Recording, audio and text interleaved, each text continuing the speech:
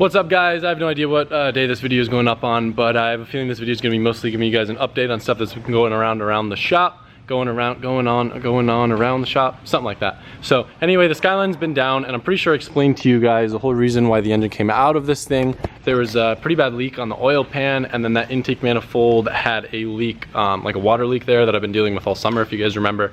And Alberto just thought it'd be easier to pull it out, to do it out of the car. And you also did the clutch in it, right?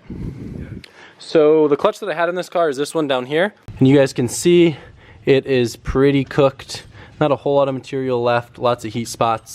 This clutch, I think, was rated somewhere around 600 foot-pounds of torque or something like that. Actually, I think it was 600 horsepower, if I'm not mistaken. Something like that, Alberto? I believe it was like 6 or 650 pounds of torque. Yeah, regardless. And it did not hold it very well. I was kind of riding the limit of that, and especially all the no-lift shifting, you know, like drifting clutch kicks. They told us that there wasn't a clutch that would work with their kit that was would hold more power, so we just went with that. But Alberto did some research and was able to get a clutch that's rated to, what is it, 800 foot-pounds of torque? Somewhere around there. So I got a ACT Extreme pressure plate on this thing with a 6-block sprung disc, and that's able to hold a little bit more power. I never been let down with those clutches, and then I also didn't even know they made an Extreme version. And normally the HD is a 2100 foot-pound pressure plate, and then the Extreme is 2600 pounds of pressure, so it has a lot of clamping force, and also a 6-block disc is guaranteed to bite really good with this trans. So hopefully I won't have issues braking things now because it's a little bit more aggressive. Sometimes having a clutch that's a little softer is good for slippage, but I started having issues with the clutch slipping afterwards.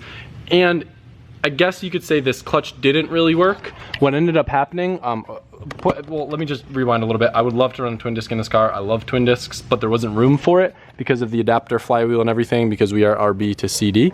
But I guess, was it this nub inside, Alberto, that you had to grind down? Right here, there's this part, or here has a like indentation also inside of the bell housing, and then that was making the pressure plate hit against the bell housing. So what I noticed is that it's like a little bit more farther out than this, and then on the ACT this is like all the way like out here. It's ground on the bell housing, clearance in, it's good. That car should be all good to go today, and then we're just waiting on some body panels. Wow, my glasses are crooked. That's what you get for sitting on them all the time. Some body panels are getting painted for the car, just some of the cracks in the bumper, and I got different fenders for this car so I could stop with the lobster fitment. So trying to get this car dialed in for the open house. There's no events coming up necessarily or anything huge that I need the car for. I just want to have it working again. It's been sitting here down for a while. So there's that going on. I think, oh yeah, we got to find someone to get that drive shaft. I found a drive shaft for this. I know it was like a big debate, and like everyone's arguing about why you keep putting stock stuff and breaking it in this car. I just want to point out the fact that the only reason why we had that catastrophic failure was because of the fact that I didn't have a diff brace, and because I had that stock diff mount, so it just allowed everything to flex so much. There's no telling that I still might end up breaking another stock drive shaft. You're like, why don't you just put an upgraded one in it? Yeah, I don't think it'll break either. But there's a good chance something may break. It'll probably be the actual diff this time. But the thing is, for me to put that car on the side and do like a sick, you know, maybe like a Ford 9-inch rear axle and delete IRS, or do some sort of absurd situation, or get a gnarly drive shaft made, all that stuff's custom. And I don't want that car to be down for like 3 weeks, especially with the open house coming up, everyone coming into town, more drag racing days. I want to keep operating the car as much as I can. We've got stuff on order to make the car more beefy, but the thing is, in the meantime, with how cheap parts are for these cars, it's easier to just put stock stuff in, try to still dial in the car, test and tune, so that way when we have the part, it's not like this thing's been sitting untouched for 3 weeks. So that's my logic, and I hope that helps you guys a little bit understand more. You know how sometimes we do those videos where I'm like, Adam from the future here? Well, this is technically Adam from the past, because I'm filming this clip now because I really want to open what has come, but I don't think it'll make it in the 2 videos that are going up these next 2 days, because they're kind of like topic-based videos where it wouldn't really fit in. But this is a package I got from overseas that I've been waiting on. Actually, not for that long. It shipped pretty quick, but these popped up, and these never pop up. Within the first 5 minutes, I was able to call dibs on them. Now, if you're a wheel guy, you will know how badly I'm opening this package right now. Yeah, if you know anything about wheels, you will know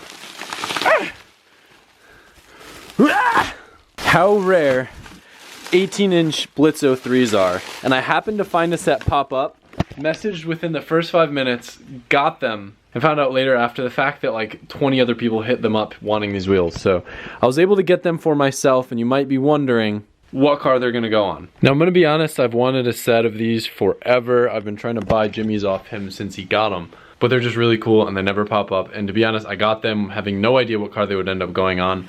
But we've got options. We've got the Chaser, the S13, the R32, all of which I would pretty much just be using the faces and then rebuilding them to the proper spec that I would need for that car. So all of those cars have like very weird sizing, and I have to run spacers and like just make wheels that don't really fit. So I wanted to get a set that I could actually build out to the proper specs. So for now, these are probably gonna sit on the shelf. I actually have some more coming in 17s. That way I can have a double staggered setup or possibly use some for stepped lips. I thought in theory, I don't know if you guys would be into this or not, we could take these and I could get stepped lips up to 19s and I could run them on the Supra.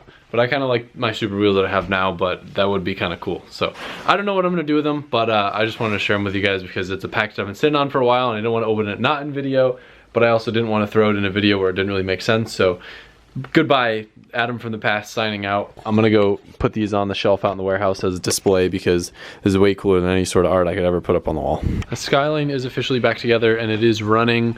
However, the only thing that we're trying to figure out right now, for whatever reason, the car isn't revving properly. We've gone through just about everything, checked like voltage, clean the injectors, the fuel filter. Maybe the fuel's bad from sitting for a while, but I've never had that issue with the E85 before. I know it's a thing. But maybe it's missing a ground or some sort of wiring stuff because nothing really changed on it other than the intake manifold coming off. But yeah, I don't know. Hoping to get this thing back together, dialed in. I told you guys I have some new fenders for it. I've got the bumper and rear bumper resprayed. So hopefully this thing will be back in good shape soon. I don't know if you guys also saw in the background my my new decorations for now. I think I told you guys the plan is to get these rebuilt, but until I figure out what I necessarily want to use these on and get the rest of them, I thought it'd be cool to just kind of have them up here. They look so good up there. Apologies for such sporadic stuff going on with content and everything. Just with open house and all the different stuff going on and trying to plan the behind the scenes stuff and get all the cars sorted, it's been tough for content.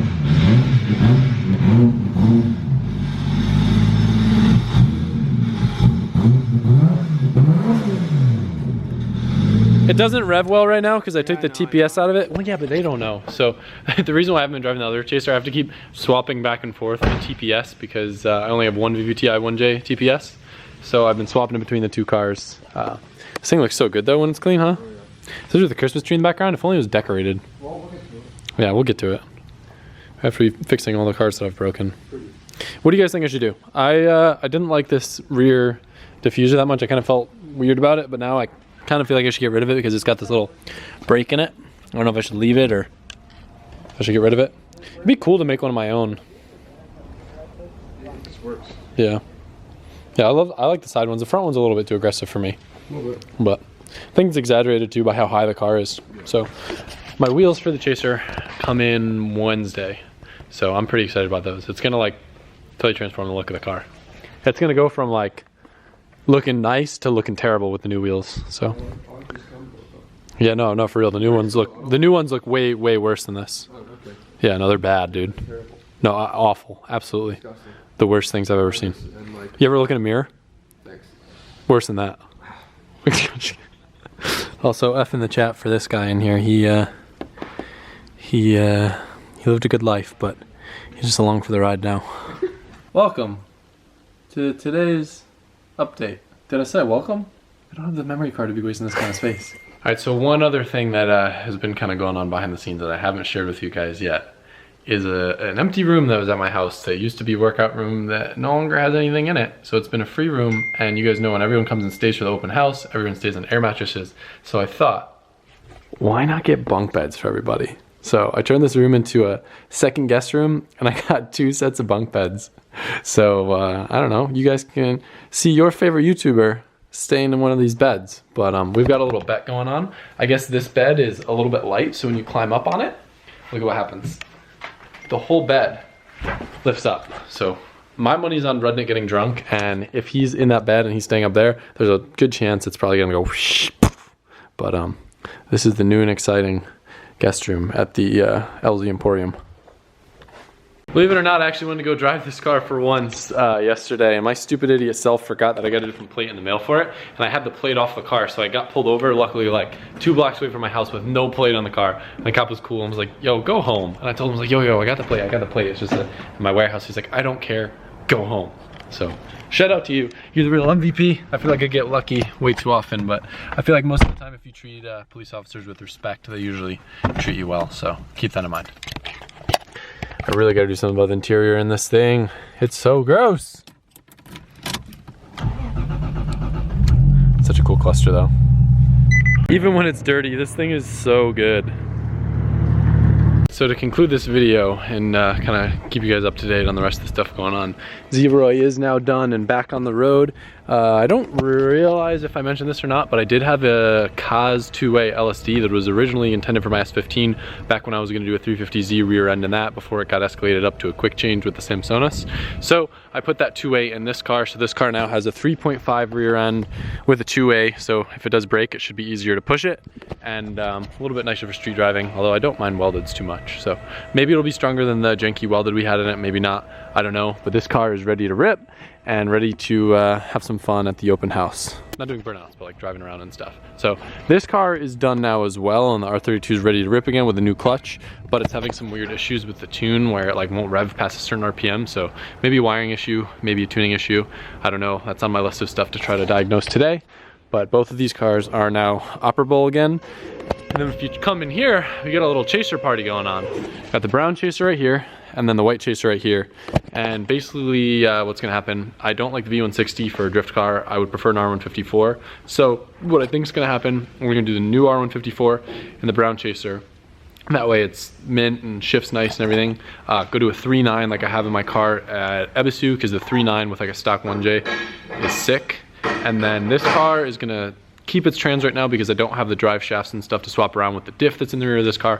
But we are gonna do a subframe swap between the two cars because this one has all the solid bushings and stuff. So it's really noisy and annoying for street driving. And then this one has the stock bushings and needs the diff bushing upgraded, but I think we got poly bushings this time. Believe it or not, GZX 100s are actually really popular in Russia, and we actually got poly bushings from a company in Russia. So for the street car, it will get some poly bushings for both the subframe and the diff. So hopefully it'll be better than the stock ones, but be a little bit more cushy and dampen a little bit more noise than those solid ones that are very, very, very annoying. Not a sponsored deal at all, but it was pretty hard to find these. So in case any of you guys do have a JZX 100 and you were trying to find them, it is KFD is the company in Russia that we got these from. So these are very, very cool. These diff bushings are really cool. So if you guys remember on the other subframe, we basically just put in a weld-in piece so it's completely solid. So this will hopefully give it enough cushion so if I do have a 2-way on that car, when it engages, it won't be a massive clunk, clunk, clunk. So anyway guys, that is kind of it for this like all over the place shop update. Really pumped on all your guys' feedback on the video that I made yesterday. I'm glad you guys enjoyed it. I was a little hesitant about putting it up because I didn't know what your reaction was going to be, but that is totally something I'd be happy to make more videos like in the future. I've been reading all the comments and kind of taking notes of what you guys want to hear about. So for now, tomorrow I am going to visit my mom. I didn't see her for Thanksgiving because I spent Thanksgiving with my sister and my dad, so there probably won't be a video tomorrow. It's going to be a bit hectic before the open house happening and people coming into town and lots of stuff going on, so maybe watch an old video. There's lots of good ones on this channel and other channels that I've had. So if you wanna go back and look real far back, BMX Guitar 5 was my first channel. So anyway, thank you guys. I appreciate you watching this video, and I'll see you tomorrow.